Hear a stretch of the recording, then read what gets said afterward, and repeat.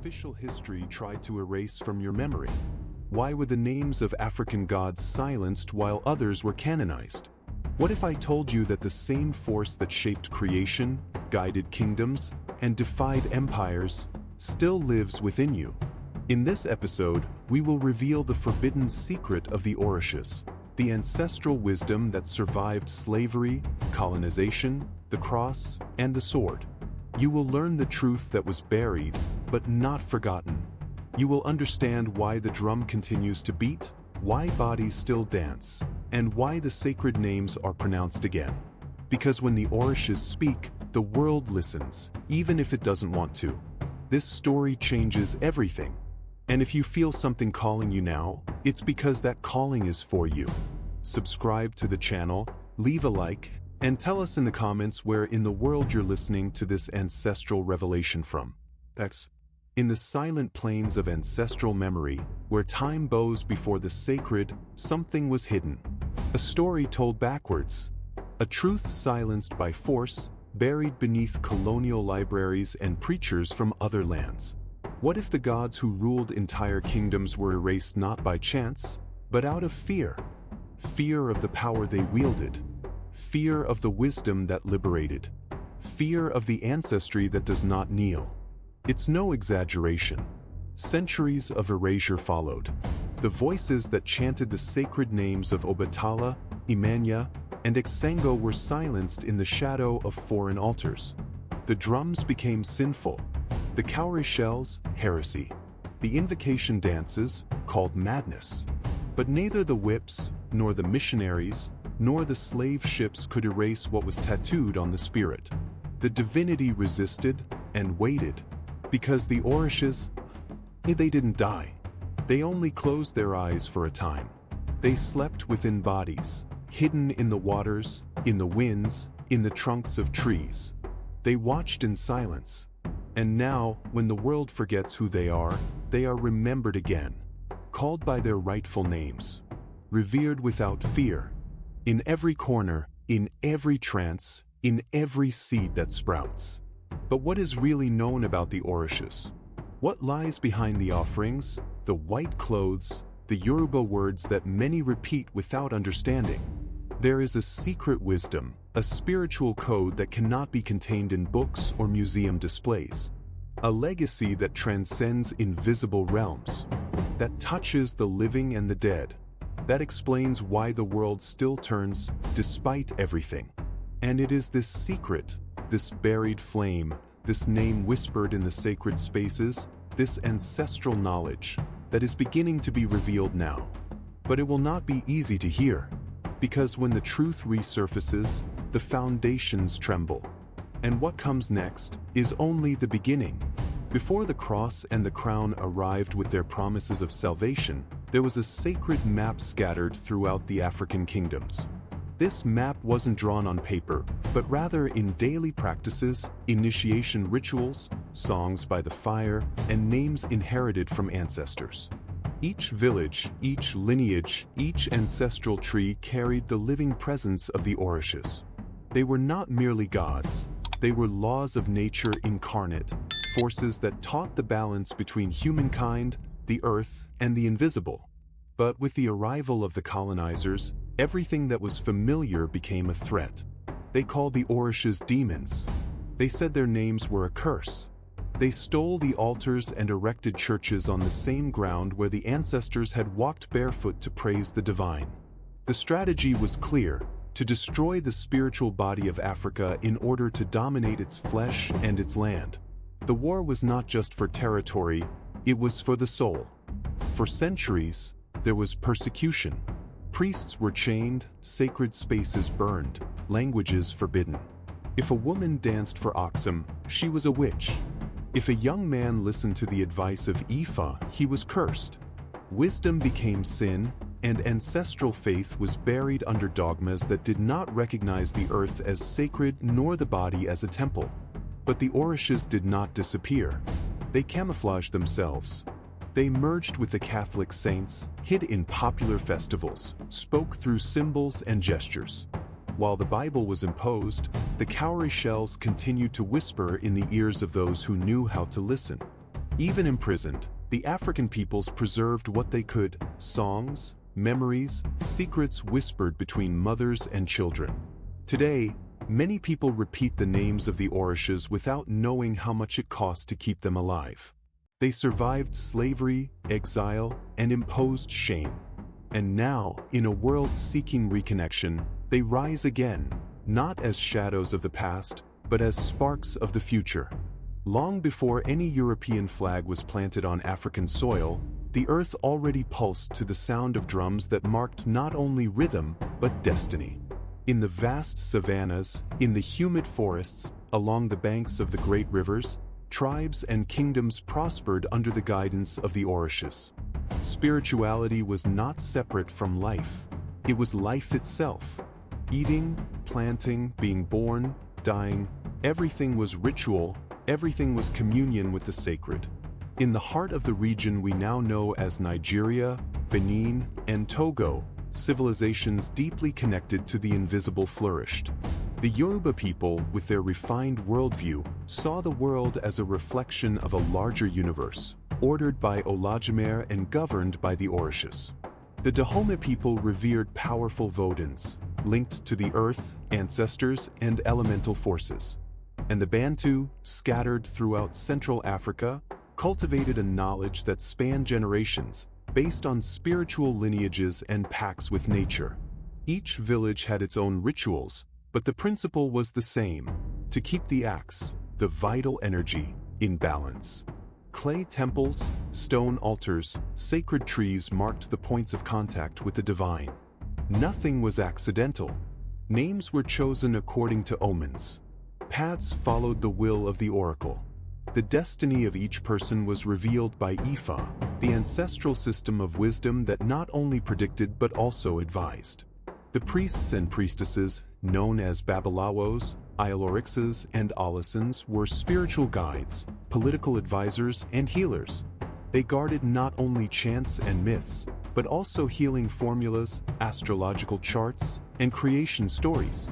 Their words shaped time. Their hands sealed pacts between worlds. There was no separation between politics, faith, and science. It was all one body, the body of a continent that knew where it came from. These civilizations flourished for centuries. They were respected, feared, and complex.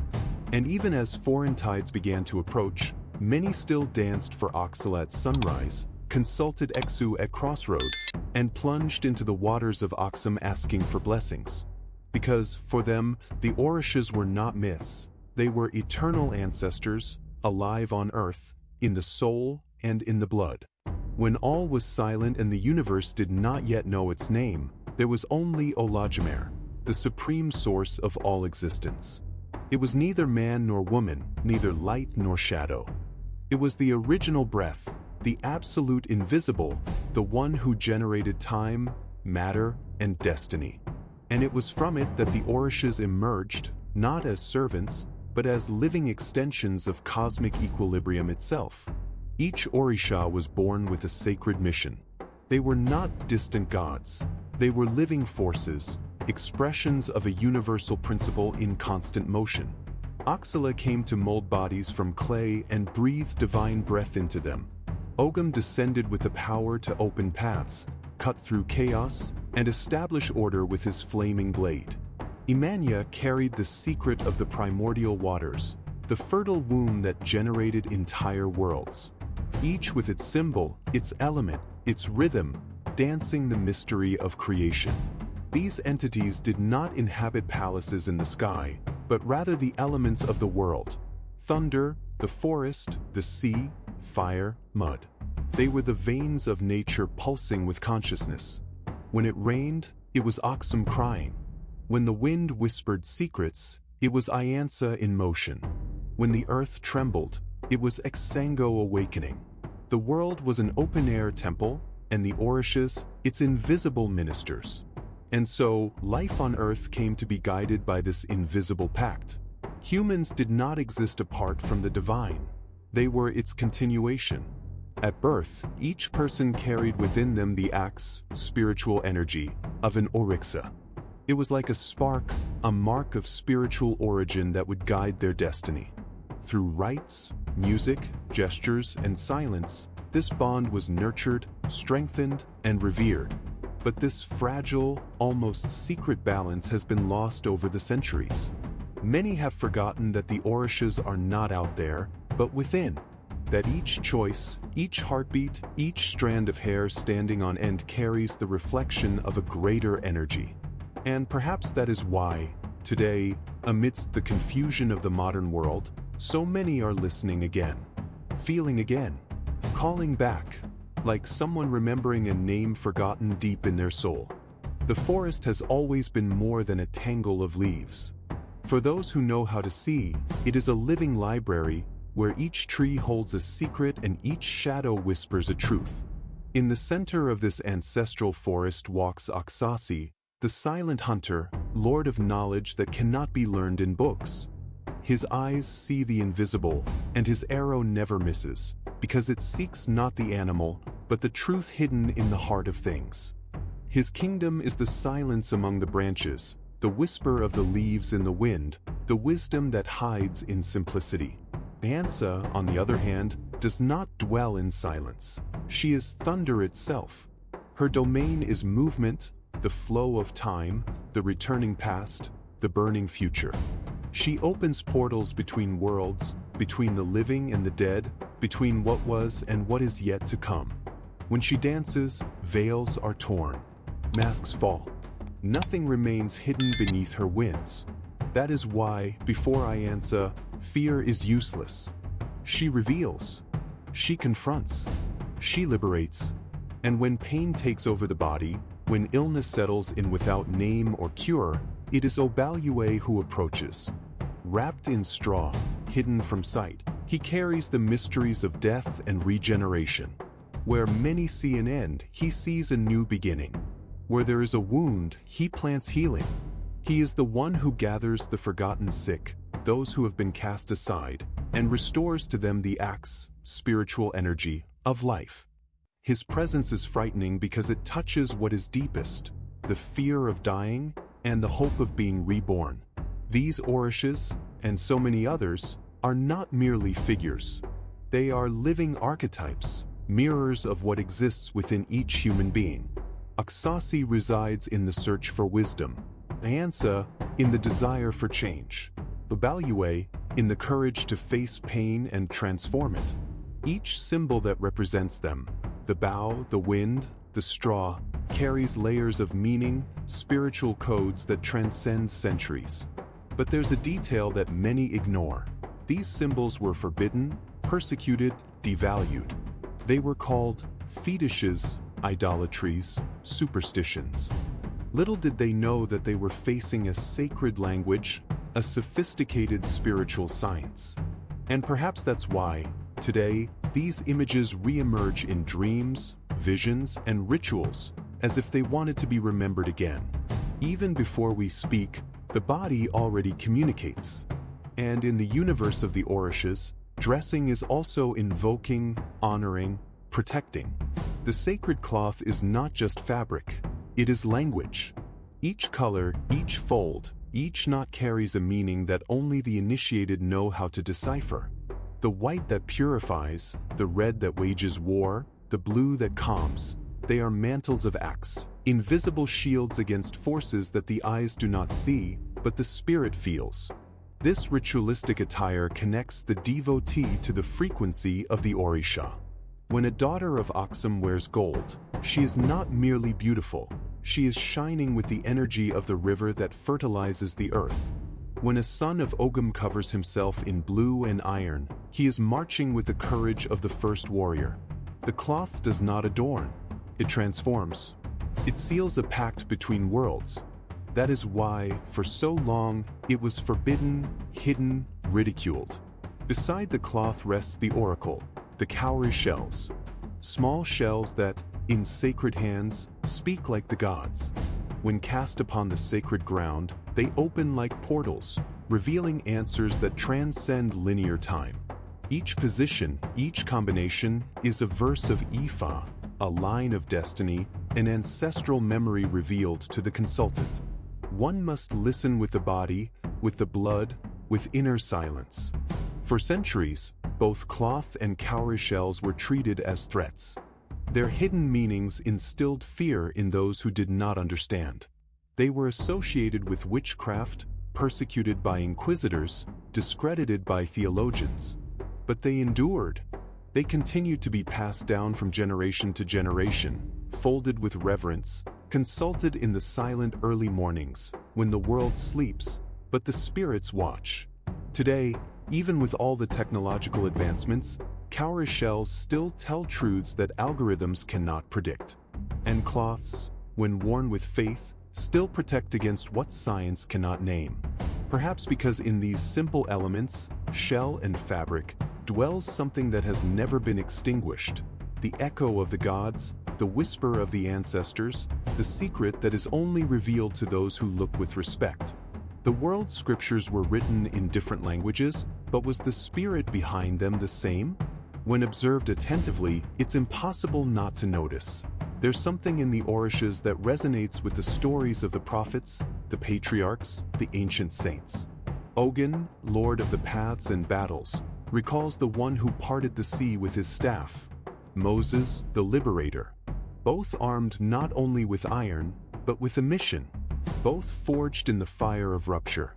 Oxala, in turn, the great father of creation, shaper of bodies and destinies, echoes the figure of Abraham, the ancestor of many nations, the chosen guide to plant a spiritual lineage. Both walk with the silence of the wise. Both represent the beginning, that which came before everything, and which still guides everything. They are distant mirrors that perhaps one day reflected the same divine face. And it doesn't stop there. Imanya, with her womb of infinite waters, recalls the primordial mothers of sacred texts, those who gave birth not only to children, but to entire peoples. Exango, lord of thunder and justice, recalls the words of Yahweh when they fell like lightning upon mountains. The similarity lies not in the names, but in the archetypes. It's as if the cultures have captured different parts of the same spiritual enigma. Are these parallels a coincidence? Or was there, at some lost point in time, a common root, a wisdom that divided into different languages, lands, and rituals, but maintained its essence? What if the stories of the Bible, the Quran, the Vedas, and African myths are different chapters of the same hidden book? A book written in the stars, in the stones, in bodies. This mystery remains. Some scholars are already beginning to trace these connections, facing resistance from those who prefer a divided world. But the signs are everywhere. And each new comparison that emerges does not negate the faith, it expands it. Because perhaps the sacred never belonged to just one people, it simply dressed itself in different names to reach everyone. As night fell and the drums began to beat, the world changed shape.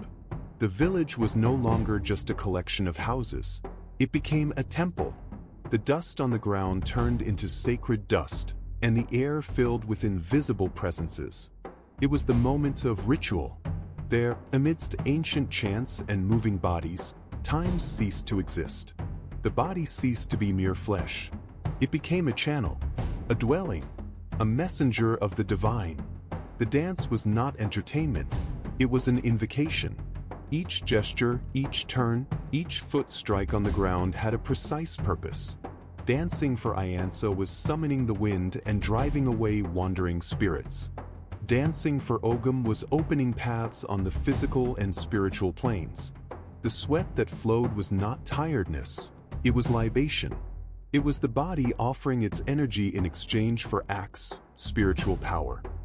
And when the trance came, it was not possession, it was an encounter. The incorporation was seen as an everyday miracle. The Orixás descended, not as shadows, but as living sparks. They used the voices of the initiates, their gestures, their eyes, to advise, bless, correct. There was no stage. There was no audience. Everyone participated. Those who sang, those who played instruments, those who prepared the leaves. Each element had a soul. And each soul was part of the ritual. It was at that moment that body, earth, and cosmos united. The smoke from the herbs mingled with the sound of the drums, while the spirit freed itself from the shackles of daily life. It was like crossing an invisible bridge between the world of the living and that of the ancestors. The ground trembled, not from fear, but from reverence. Because there, in the center of the circle, danced the world's best-kept secret, proof that the divine is not distant, it is among us. But these rituals, with all their beauty and power, were silenced, accused of madness, ridiculed by foreign eyes. Yet they survived. Today, amidst lights and city noises, the drums still beat somewhere. And when they beat, something awakens, something ancient, profound, that reminds us that the body knows, even when the mind has forgotten.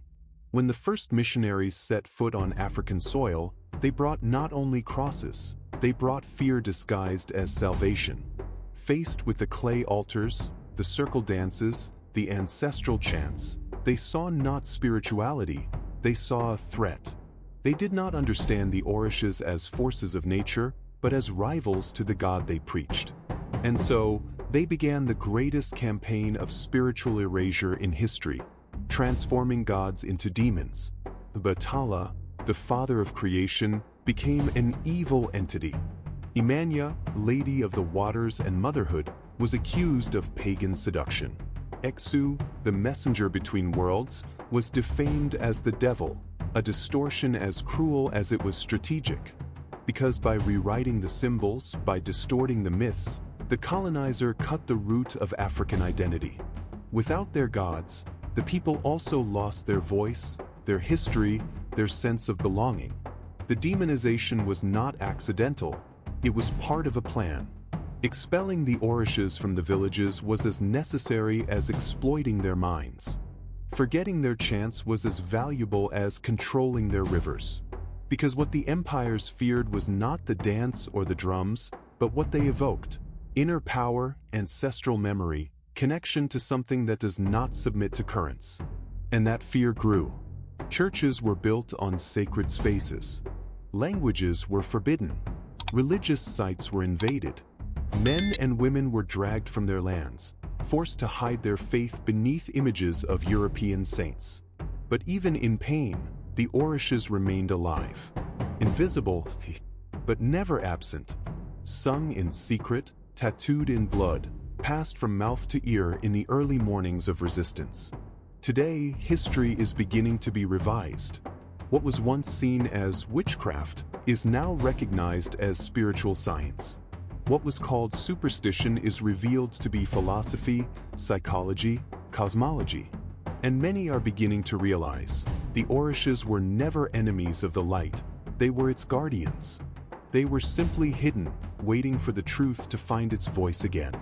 In dark corridors and subterranean libraries, far from the eyes of the world, lie manuscripts never read outside the walls of power. Within the secret archives of the Vatican, where silence is the rule and dust preserves what time has not erased, whispers circulate about texts that speak of a spiritual Africa never before acknowledged. Ancient maps, missionary letters, transcripts of religious services, all archived as curiosities or threats. Some say that among these hidden documents are mentions of Yoruba practices observed with astonishment by 15th century priests. Records describe ceremonies that, to Christian eyes, seem to echo biblical rituals, purifications with water, the use of oils, invocations with divine names reminiscent of ancient psalms. Some even bolder texts suggest that certain Christian doctrines may have parallel roots in older African traditions. The silence surrounding these documents is no accident. In internal meetings, councils, and letters between popes and kings, spiritual Africa was a constant theme, but never a public one.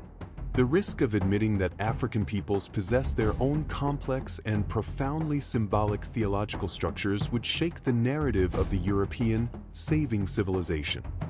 And for this reason, many of these writings were locked away, kept under the seal of oblivion. But not everything remained preserved. Fragments escaped.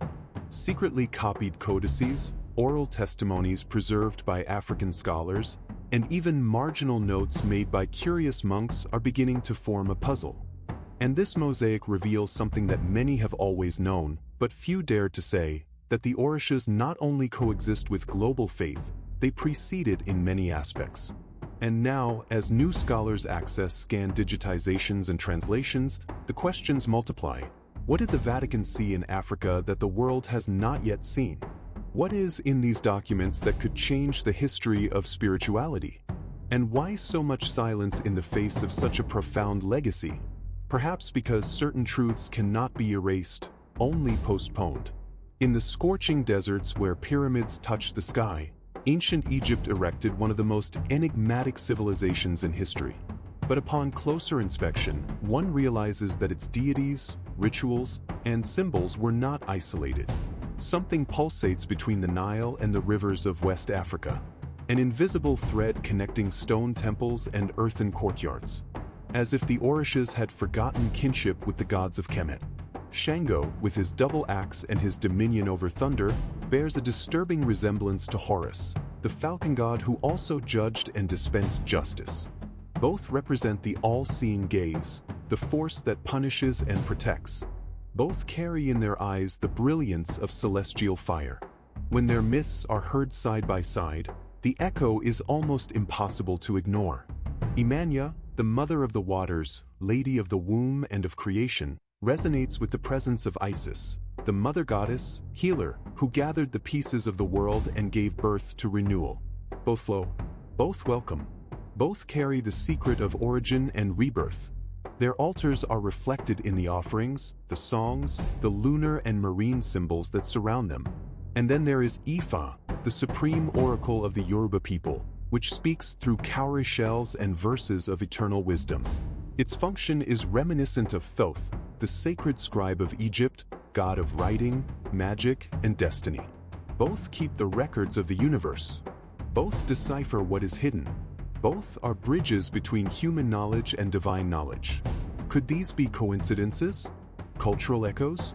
Or evidence of a spiritual lineage that crosses Africa from east to west, connecting different peoples through a memory that predates borders? Many alternative scholars are already proposing this hypothesis, that there was an original African wisdom, fragmented over time, but present in every corner of the continent, waiting to be reconstituted. When the slave ships left the ports of West Africa, they carried not only chained bodies. They carried voices, songs, memories. They carried the Orixás hidden in the hearts of those who wept silently. Each stroke of the oar was also a beat of the drum in the chest, a living reminder of a world they tried to forcibly take away. But the sacred, unlike the flesh, cannot be chained. In the cruelest crossing in history, the Orixás crossed the Atlantic with their eyes closed, lulled by murmured songs, preserved in dreams and secret codes.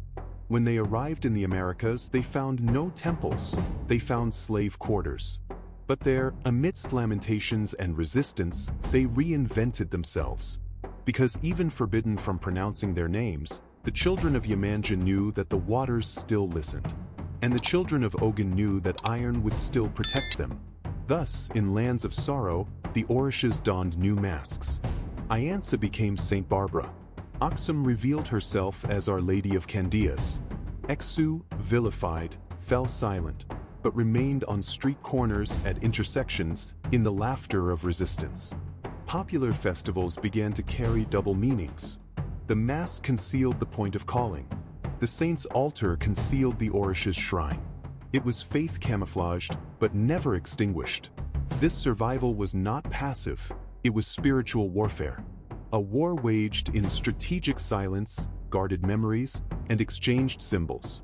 The terreiros, religious spaces, emerged as fortresses, the drumbeats as coded protests. The Mães de Santo, priestesses, became spiritual and political leaders. The chants in Yoruba, mixed with Portuguese and Creole, created a new language, a language of resistance.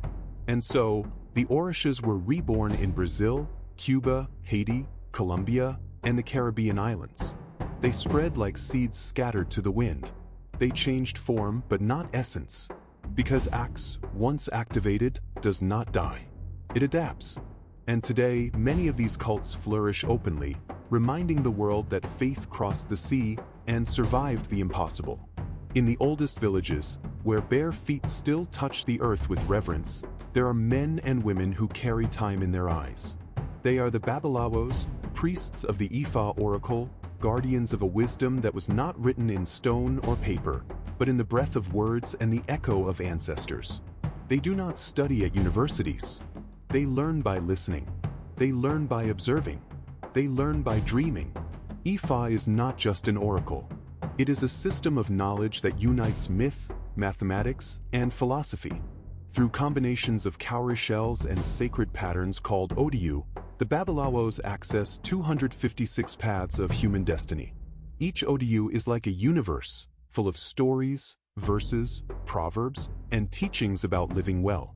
It is not about vulgar divination, but about a profound reading of the soul and its place in the cosmos. For each consultation, the priest delves into thousands of possibilities, connects narratives, and identifies archetypes. Wisdom comes not only from the exact answer, but from the ability to translate symbols, interpret signs, and sense the invisible. The verses are chanted in Yoruba with precise intonation because each syllable carries Ak's spiritual energy. A mistake in chanting can distort the message from the ancestors. Therefore, the craft demands rigor and dedication. This tradition survived without paper, without recording, without a library. It was passed down from master to apprentice, from generation to generation, like a golden thread that never broke. The Babalawos are not only religious figures, they are also psychologists, counselors, philosophers, poets. In their hands, destiny ceases to be a mystery and becomes a map. Each consultation is a reunion with one's own path. Today, even with the power of technology, many still travel miles to consult a Babalawo, because there are questions that only ritual silence can answer, and there is wisdom that doesn't fit into Western logic. Ifa remains alive because it is more than tradition, it is ancestral pulse. And as long as there are those who listen, it will continue to speak. Within the folds of time, preserved in the sacred corners of Ifa, lie words that do not age. They are prophetic verses, transmitted by Babalawos since times when kings still consulted cowrie shells before wars, when the destiny of a people was read in the position of shells on straw. These verses do not promise riches, nor glory, they announce a return. A time when the truth of the Orixás will cease to be a secret, and will once again become the path. Ifa always predicted cycles. It said there would be a time of silence, when sacred names would be forgotten and Ak's spiritual energy would be trampled by foreign iron. It said temples would be burned, ancestral knowledge ridiculed, and the children of Orunmila scattered. But it also spoke, and firmly, of a rebirth. A time when the grandchildren of the enslaved would erect altars in the very concrete. When the drums would speak again. These prophecies were whispered for centuries, protected by those who knew how to keep the sacred within their hearts. They speak of spiritual healing, of reconnection with nature, of people separated by the ocean reuniting in dances, chants, and rituals. They say that the Orixás never left. They only waited for humans to look inward again. That the salvation of the world will not come from heaven, but from the memory that pulsates beneath our feet. There are verses that mention the shattering of colonial mirrors, the return of ancestral names, the resurgence of a spirituality that does not divide, but integrates. They speak of children who will be born already knowing how to dance for Exu, of cities where water will be offered to oxen at crossroads, and not gasoline, of cures that will come not from laboratories, but from leaves sung in the language of the gods. And perhaps that time has already begun. Because all over the world, young people are searching for their roots, tattooing names in Yoruba, revering the wind, water, and fire. The prophecy is not a distant announcement, it is a reminder, the Orixás are returning. Not with swords, but with wisdom. And whoever has ears to hear, let them listen. Within the folds of time, preserved in the sacred corners of Ifa, lie words that do not age.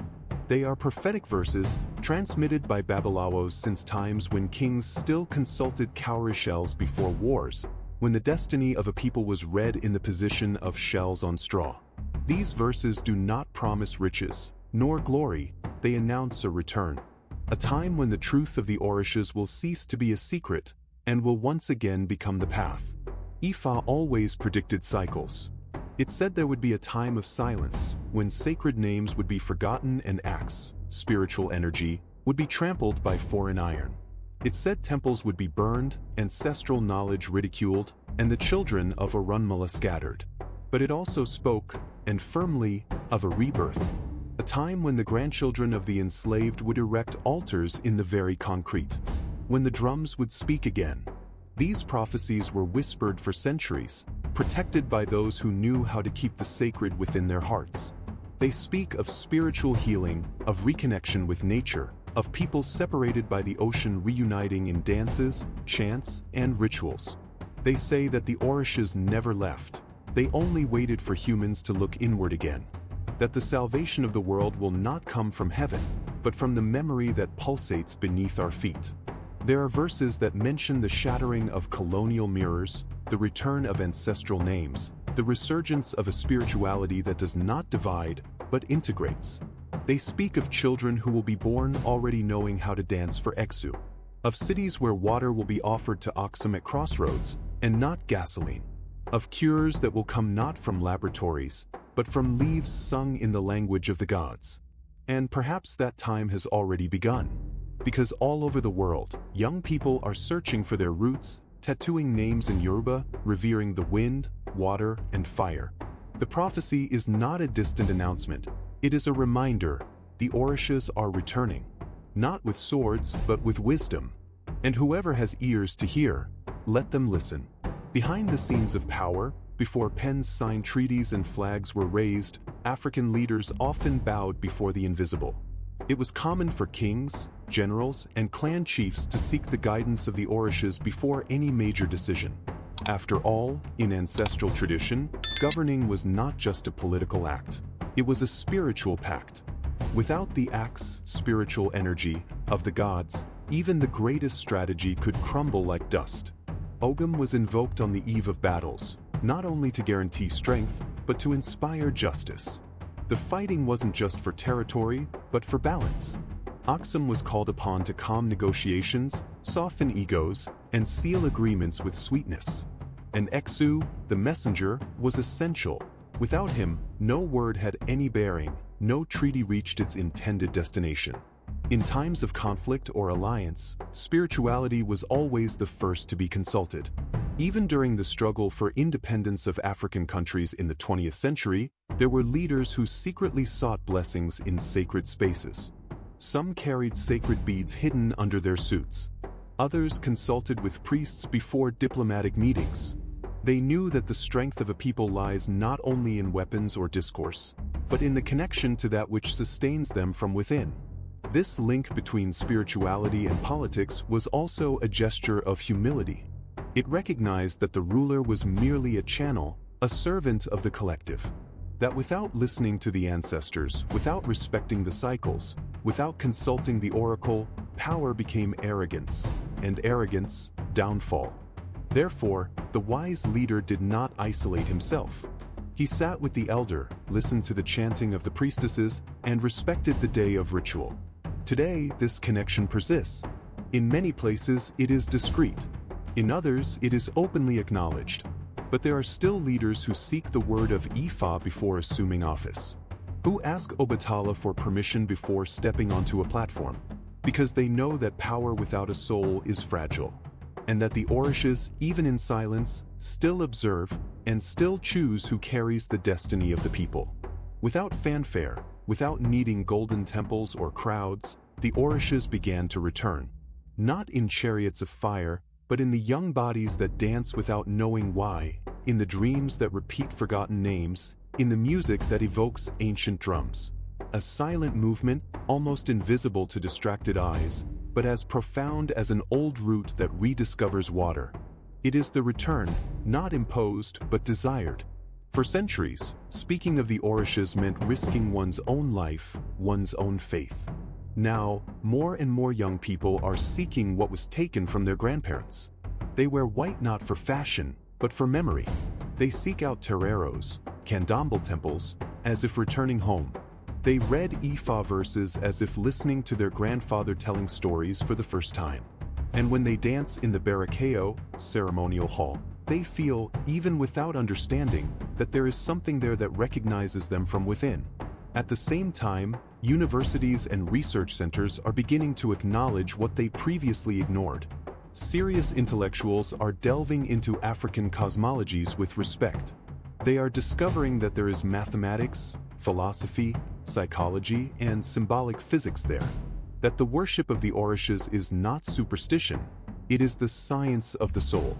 Documentaries are being filmed, books published, courses offered. What was once persecuted is now being studied with reverence. Laws are also beginning to change. In some countries, previously prohibited cults are gaining legal status. Religious sites are being designated as cultural heritage. What was once shadow is now light. But the most beautiful thing is that this return is not made with shouting, it is made with acts, spiritual energy. Those who return, return in peace. Those who seek, seek with their hearts. And those who find, rediscover themselves. It's as if the Orixás had been waiting for this moment. Waiting for the world to tire of empty promises, of disembodied spiritualities, of soulless speeches. And now that this is happening, they return. Not as ancient myths, but as guides for the new era. Because sometimes, to move forward, it's necessary to remember those who have gone before. In 21st century laboratories, where telescopes gaze at the invisible and physicists debate the fabric of the universe, a language is beginning to emerge that, curiously, resembles that of ancient sacred spaces. Terms like vibrational field, entanglement, resonance, and energy frequency align, in an almost mystical way, with what Ifa priests have always known without needing to measure. Everything is connected. Nothing vibrates alone. Each Orixá, beyond mythology, represents a specific energy field. Ogun is movement, a force that breaks through blockages. Ashen is gentle vibration, emotional healing. Exu, often misunderstood, is pure frequency of communication, the pulse between one point and another. These forces, when viewed through the lens of modern physics, behave as vibrational patterns. They are active archetypes, acting inside and outside the human body as modulations of consciousness. Scientists studying neuroplasticity, bioenergy, and quantum behavior are beginning to notice what the ancients already experienced in their rituals. Sound alters the state of consciousness, intention modifies matter, and spiritual presence has a biological effect. The drum is not just an instrument, it's a frequency modulator. Singing is not just poetry, it's code. Possession is not delirium, it's attunement. Some scholars dare to say that the Orixás are fields of intelligent consciousness, that their personalities are not metaphors, but living intelligences that vibrate at subtle levels and can be accessed through energetic connection. That trance is nothing more than the mind tuning into a higher frequency, and that spiritual healings are not blind faith, but profound vibrational realignments.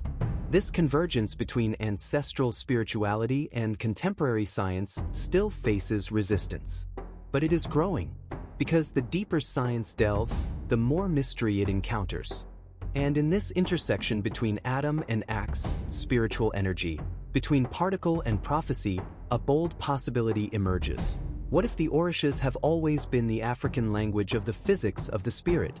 For centuries, being black was synonymous with having one's own history ripped away. Names erased, languages silenced, myths burned in the bonfires of ignorance. But amidst the rubble of this forced oblivion, the Orixás continued to whisper. And today, they become a compass for an urgent reunion, that of black identity with its sacred origin. Because wherever there is a lost child of Africa, there will be an Orixá waiting to be remembered. The recovery of this spirituality is not just a religious gesture, it is a political, psychological, existential act. It is saying, I did not come from nothing. It is declaring that there is wisdom in the blood, that there is royalty in the body, that there is memory in the drum. When a young black person dances for Exango, they are not just celebrating, they are healing wounds of generations. They are answering the question that so many have posed, who are you without Europe? The white clothes, the colorful beads, the names in Yoruba, all of this transforms into a shield against erasure. By invoking Oxum, Black women rediscover their value, their beauty, their ancestral sweetness. By greeting Ogum, Black men access a strength that builds, that protects, that doesn't need to destroy to win. The Orixás restore not only faith, they restore structure. In schools, communities, and social movements, this spiritual return fuels debates about self-esteem, Black identity, and ancestry. Children learn that their features, their roots, and their rituals are not a source of shame, they are heritage. And the more they learn about the Orixás, the more the racism that demonized them is dismantled. Knowledge becomes resistance. Wisdom becomes a weapon. Faith becomes a foundation. It is in this context that the terreiros, Afro-Brazilian religious centers, transform into living universities, where the knowledge that didn't fit into Western books flourishes with strength. The reconstruction of Black identity involves this re-encounter with the African sacred, not as a past, but as a beacon. Because where an Orixá is remembered, there is a people who once again recognize themselves as heirs to the divine.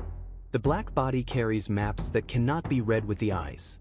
It carries signs, marks, rhythms that survived even when books were burned, even when temples were desecrated.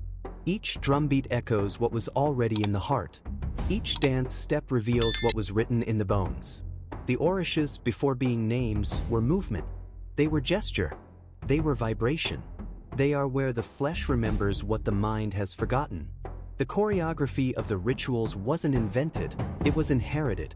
By spinning their bodies in honor of Iansa, the devotee repeats an ancient pattern that has remained intact through time.